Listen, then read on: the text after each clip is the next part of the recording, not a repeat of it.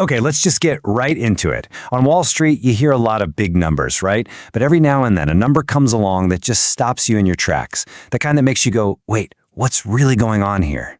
We're about to look at one of those numbers, and believe me, the story behind it tells you pretty much everything you need to know about where the market is today and where the world's most famous investor thinks it's heading.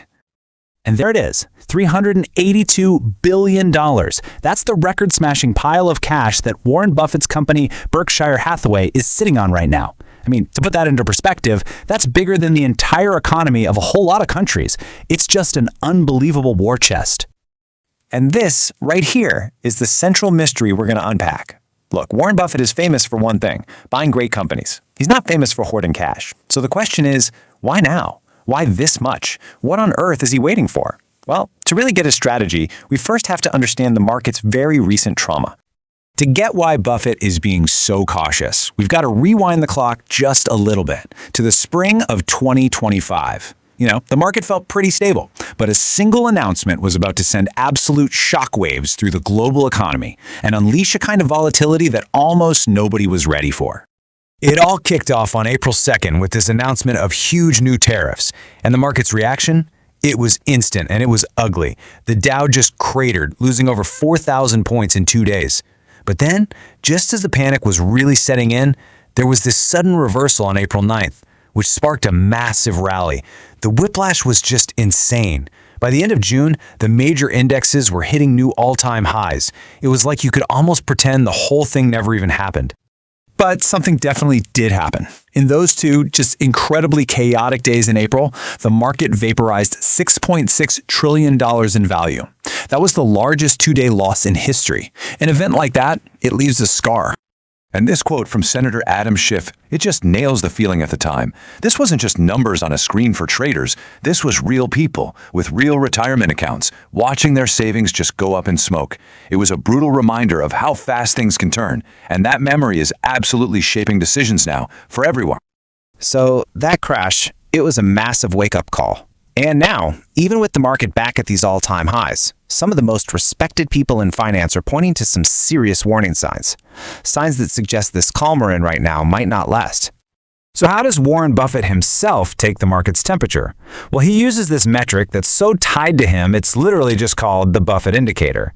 And it's actually super simple. It just compares the total value of the entire stock market to the size of the actual economy, the GDP. Think of it like a price tag for the whole country. And this is where things get, well, a little alarming. Historically, a ratio of 100%, where the market's value is the same as the economy's output, is considered pretty fair. Right before the 2008 crash, it peaked at 110%. So where are we today? An eye-watering 217%. The stock market is more than double the size of the economy that's supposed to be supporting it. That is way, way out of whack. And Buffett has not been quiet about this. He's actually called the current market a casino. Now think about that. Coming from the world's most famous long-term investor, that is an incredibly damning statement. He's basically saying prices aren't being driven by how well businesses are actually doing, but by a bunch of speculative gambling fueled by easy money. And hey, it's not just Buffett. You've got the chairman of the Fed, Jerome Powell, sounding the alarm too. He's talking about systemic risks, calling this a danger zone for the economy, all while the national debt has just soared past $36 trillion. When the guys at the very top are this worried, it's probably a good idea to pay attention.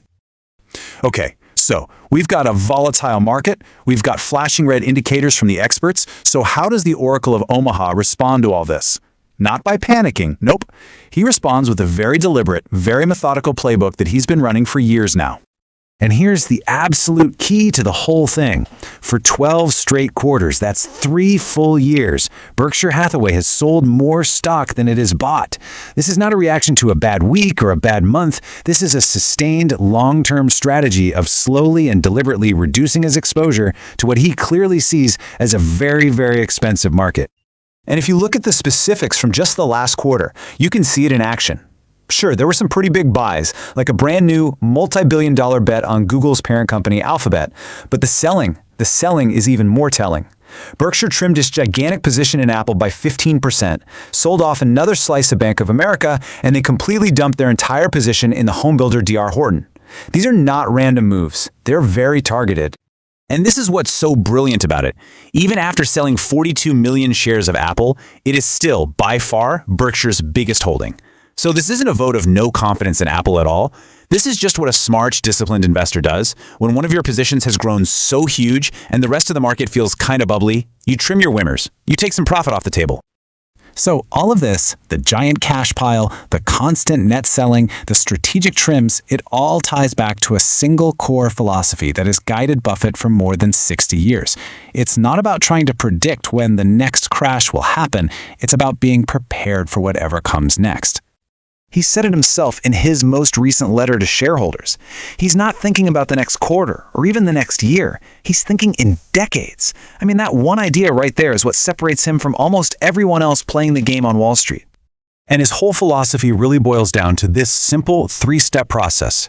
First, you build your dry powder. That's the massive cash pile, kept safe and ready to go. Second, you practice extreme patience. As he says, great opportunities are actually really rare.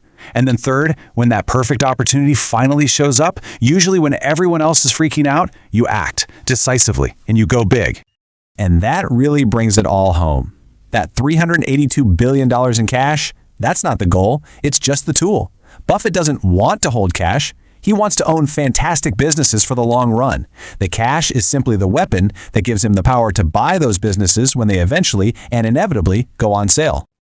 So in a market that's just obsessed with frantic headlines and short-term bets, Buffett's strategy leaves us with a pretty powerful question, doesn't it?